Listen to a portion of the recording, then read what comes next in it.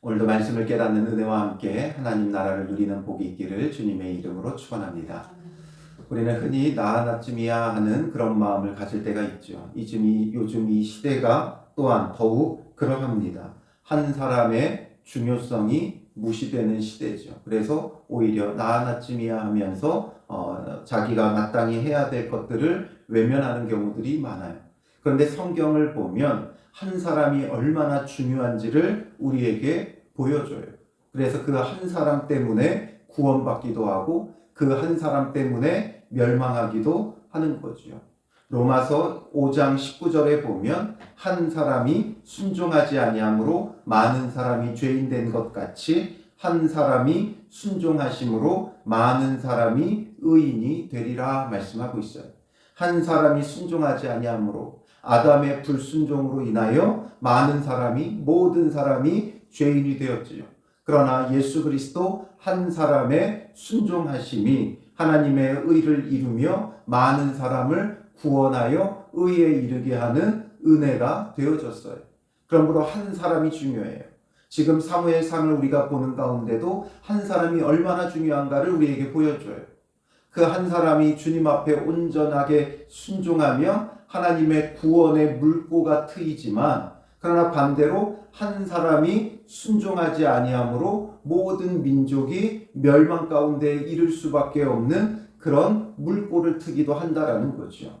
그래서 사울이 왕으로 세워졌을 때 하나님 앞에 순종하는 왕이 되어지면 그는 구원의 물꼬를 트며 구원을 베푸는 자가 되어질 텐데 그가 하나님 앞에 불순종하고 명령을 거역하고 기다리지 못하고 또 초조해하며 자기가 나서서 번제를 드린 까닭에 그가 하나님 앞에 버림받았을 뿐만 아니라 블레셋에 의해 지금 이스라엘이 멸망할 지금 위기를 자초하게 되어졌어요. 그래서 모든 이스라엘 백성이 뿔뿔이 흩어지고 지금 고작 600명 남아 있는 지경에 있었죠. 그때에 그의 아들 요나단이 자기의 무기 든 자 한 사람 데리고 블레셋 진영으로 올라가요. 하나님과의 그 언약 관계 안에서 믿음의 담대함을 가지고 올라갔죠. 그래서 그가 먼저 올라간 곳에서 20명을 죽이면서 구원의 물꼬를 트기 시작했어요.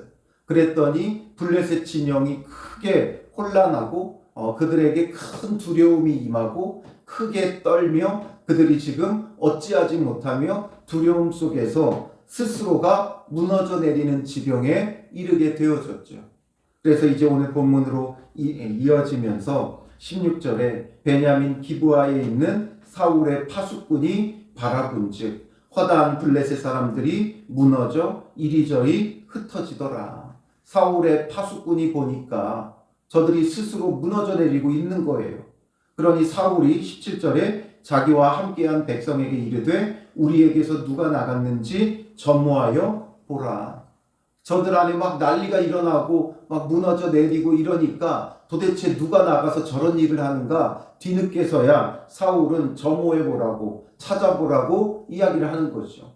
그때까지도 정작 왕인 사울은 모르고 있었어요.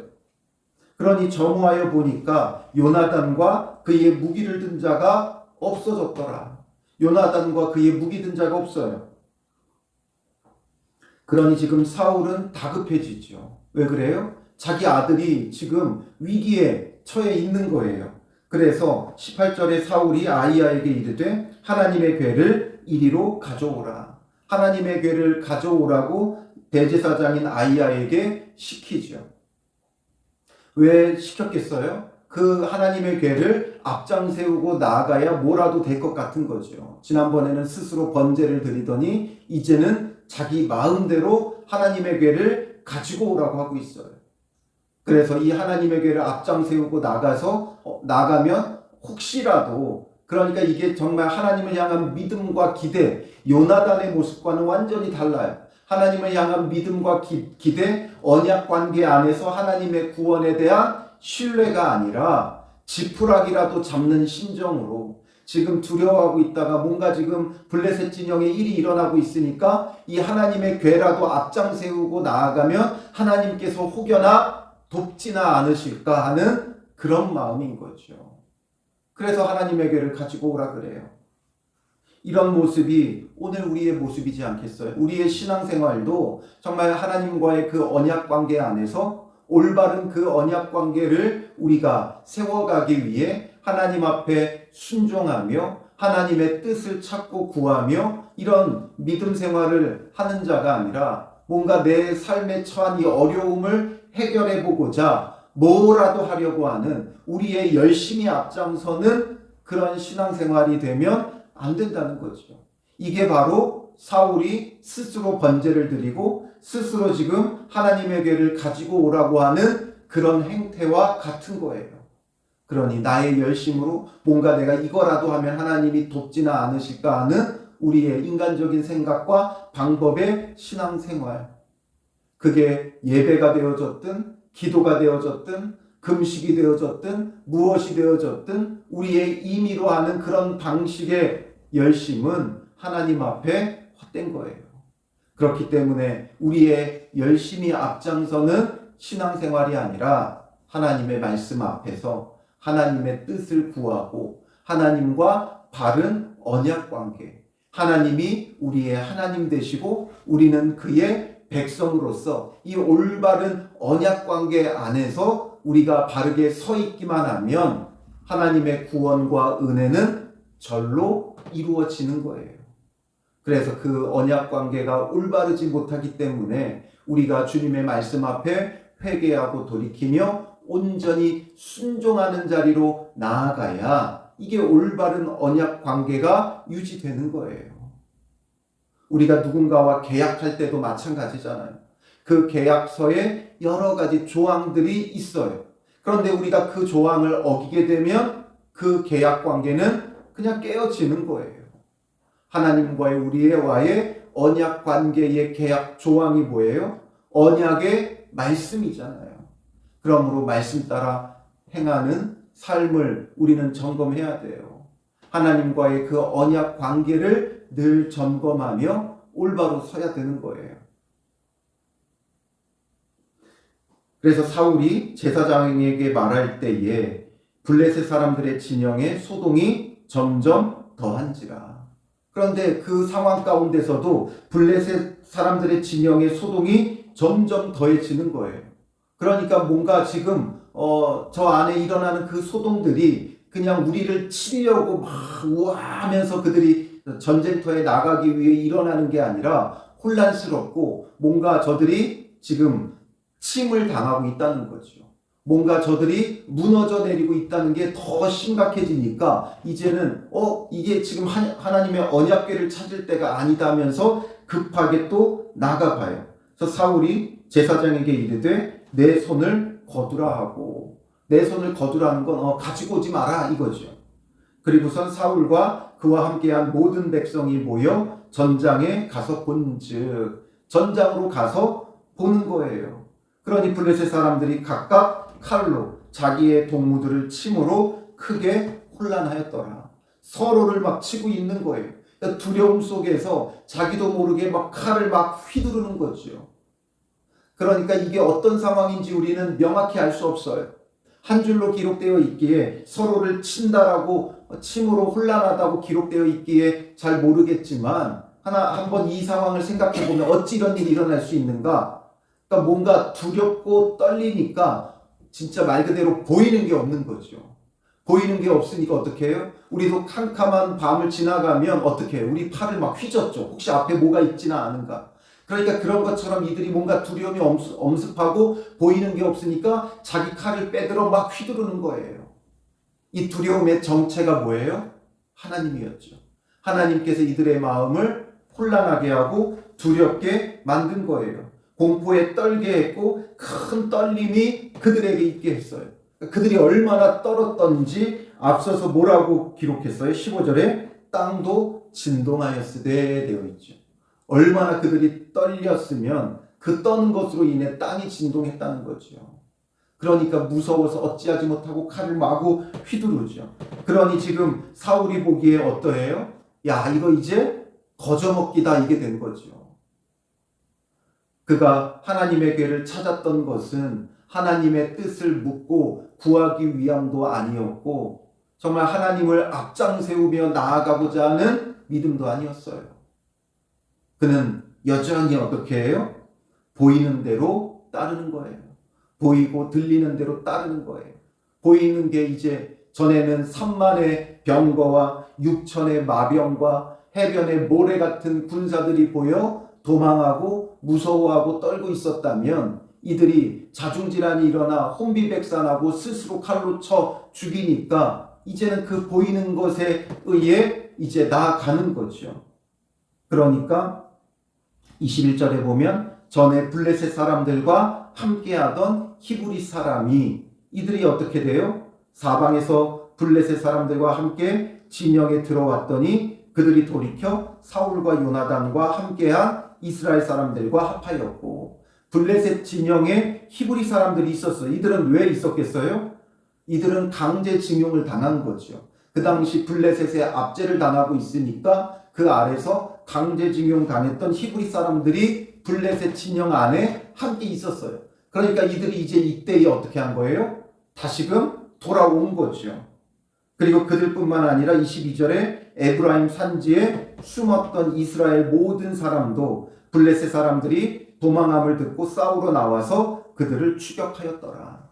그래서 사울이 600명 데리고 있었죠. 다 흩어지고. 그래서 그들과 함께 나아가니까 이제 강제징용 당했던 히브리 사람들이 그들과 합세하고 그리고 뿔뿔이 흩어지고 도망갔던 자들도 이것을 보고 와서 합세하고 그래서 어떤 일이 벌어져요? 여호와께서 그날에 이스라엘을 구원하심으로 전쟁이 베다웬을 지나니라. 이 베다웬은 이들이 진치고 있었던 믹마스로부터 서쪽으로 1km 더 떨어진 곳이에요. 그러니까 이들은 서쪽에서 왔다가 지금 이제 서쪽으로 물러가게 되는 거죠. 지금 이 모든 일들이 어떻게 이루어졌습니까? 요나단이 믿음을 가지고 나아가며 지금 무엇을 한 거예요? 물꼬를 튼 거예요. 물꼬를 튼다는 말이 어디서 왔습니까? 논에 물을 댈 때 이 수로로부터 살짝 그 흙을 걷어내는 거예요. 그게 물꼬를 트는 거죠. 그럼 이 수로에 있었던 물이 그 물꼬를 통해 어떻게 돼요? 논으로 쏟아져 들어와요. 그리고 그 논에 물을 가득 채우죠. 뭐 대단한 뭔가를 연결해야 논에 물을 대는 게 아니라 물꼬만 터주면 돼요. 지금 요나단이 믿음으로 그 물꼬를 트니까 요나단 한 사람에 의해서 이스라엘 왕이 일어나고 이스라엘 왕이 일어나니까 600명이 일어나고 또 이 600명이 일어나니까 블레셋에 있었던 강제징용당한 히브리인들이 합하고 또 그들이 합하고 일어나니까 피하고 도망하고 숨었던 이스라엘 백성이 다 일어난 거예요. 그러니 그들을 일으켜서 하나님께서 구원을 베푸셨다라는 거죠. 하나님의 구원이 어떻게 일어났습니까? 수천이 일어나서 된 게 아니라 요나단 한 사람이 일어나니까 믿음으로 물꼬를 트는 게 되어지고 믿음으로 물꼬를 트니까 결국에는 온 이스라엘이 일어나게 되고 하나님의 구원을 누리게 된 거예요.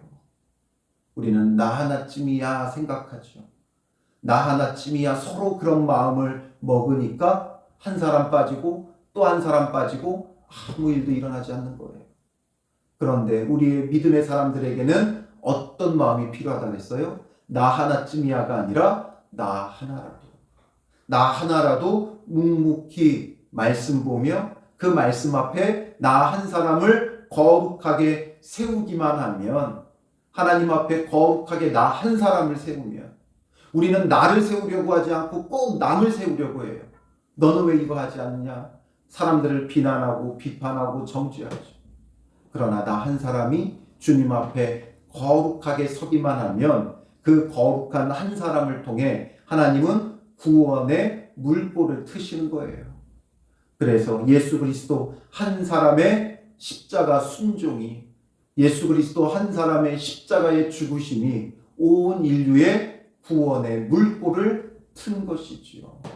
그 은혜로 인하여 구원받은 우리예요. 그렇다면 이제 우리도 이 구원의 물꼬를 트는 믿음의 사람이 되어져야 돼요. 이것이 예수님만이 가능한 일이 아니라 이 사무엘상에서도 믿음의 물꼬를 튼 자가 누구였습니까? 말씀이 희귀하여 이상이 흔히 보이지 않을 때에, 블레셋에 압제당할 때에 사무엘 한 사람이 주님 앞에 온전히 서니까 말씀이 들리는 그 한 사람 사무엘을 통해서 하나님께서 이스라엘의 구원을 베푸셨죠. 그럼에도 불구하고 그들은 왕을 요구했고 왕으로 하나님께서 사울을 택하여 세워주셨어요. 그리고 그 사울을 통해 암몬의 손에서부터 그들을 구원해 주셨어요. 사울 한 사람을 통해, 성령에 감동된 사울 한 사람을 통해 암몬 그리고 그 왕 나하스의 손에서 이스라엘을 구원해 주셨죠. 그런데 사울이 주님 앞에서 이 역할을 하라고 하나님께서 그를 왕으로 세워주셨어요. 그런데 그도 이제 세월이 지나면서 하나님을 의지하기보다는 겸손하게 그 직분을 감당하기보다는 자기 마음대로 행하다가 결국에는 블레셋 앞에 이스라엘이 완전히 멸망당할 위기에 처하게끔 만들죠. 그때 지금 요나단 이 한 사람을 통해서 이제 하나님께서 다시금 구원의 물꼬를 트셨어요. 그렇다면 오늘 여러분들의 가정의 어려움에 왜 우리의 가족들은 이럴까가 아니라 그 가정을 살리기 위해 구원의 물꼬를 틀 자가 누가 되어야 돼요? 내가 되어야 되는 거예요. 내가 거룩하게 서고 내가 하나님과의 바른 언약 관계 속에 서기만 하면 하나님의 물꼬가 터지는 거예요. 여러분들의 일터가 너무나도 비합리적이고 불합리해 보일 때가 있죠. 그걸 누가 세워야 돼요? 내가 구원의 물꼬를 트는 자가 되어져야 돼요. 이 나라 비난하고 비판할 것이 아니라 이 나라와 민족의 구원의 물꼬를 틀 자가 누구예요? 그건 뭐 앞장서 나가는 한국 교회가 할 일이 아니에요. 앞장서 가는 큰 한국 교회들은 오히려 비난받게 만들고 있어요. 그러니 나 한 사람이 올바로 서면 이 나라 이 민족의 구원의 물꼬도 터지는 거예요. 우리 교회가 바르게 서기만 하면 구원의 물꼬가 터지는 거예요. 하나님의 구원은 사람의 많고 적음에 달려있지 않다 그랬죠. 바로 이 한 사람이 온전히 서면 되는 거예요. 그러니 오늘 여러분 한 사람이 얼마나 중요한지를 생각해 봐야 돼요. 내가 뭘 한다고 되기나 할까? 그렇지 않아요. 사무엘은 언제부터 사무엘이었고 요나단은 언제부터 요나단이었습니까? 그들도 어리고 연약하고 유약한 시절들이 있었죠. 그러나 주님 앞에서 바른 언약 관계 안에 서기만 하면 하나님의 물꼬를 트는 믿음의 사람이 되는 거예요. 그러므로 우리에게 이 사명감을 가지고 오늘 하루 구원의 물꼬를 트는 자에 대한 비전을 가지고 주님의 말씀 앞에 서며 그 말씀 붙잡고 기도하며 회개하고 돌이키고 거룩하게 서는 믿음의 사람들 되시기를 주님의 이름으로 축원합니다. 기도하겠습니다. 살아계신 아버지 하나님, 요나단 한 사람을 통해 온 이스라엘이 일어나게 하셔서 하나님의 구원을 누리게 하심을 말씀을 통해 보게 됩니다.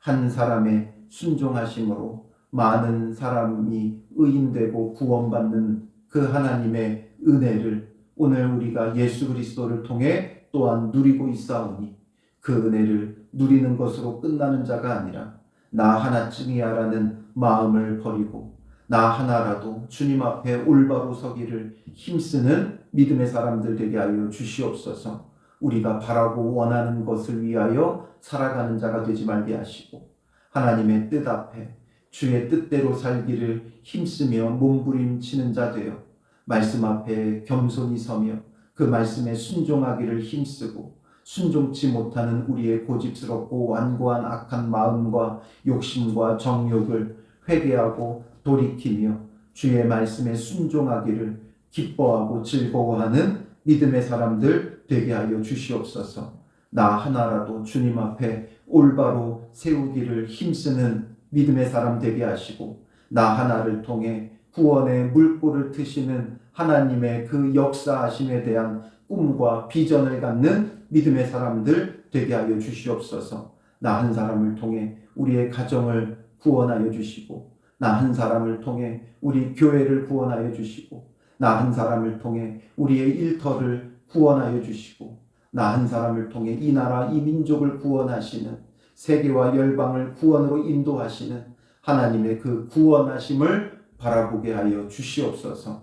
나를 바라보는 것이 아닌 나를 통해 구원을 베푸시는 하나님을 믿음으로 바라보는 그런 하루가 되게 하여 주실 줄 믿사오며 예수님의 이름으로 기도합니다. 아멘.